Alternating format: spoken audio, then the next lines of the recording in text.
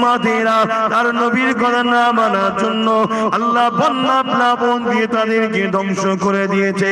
লূত নবীর উম্মতেরা লূত নবীর কথা না শোনার জন্য আল্লাহ পাথর বানিয়ে দিয়ে তাদেরকে ধ্বংস করে দিয়েছে।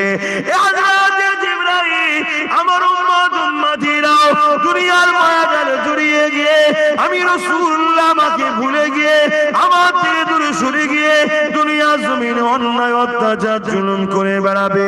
তাদের উপরে যদি আল্লাহ আযাব দিয়ে গজব দিয়ে শেষ করে দেয়, আমার উম্মত উম্মতি গুলো ধ্বংস হয়ে যাবে। আমি রাসূলুল্লাহ এটা কি করে মেনে নেব? আল্লাহ আমাকে রাহমাতাল লিল আলামিন করেছে।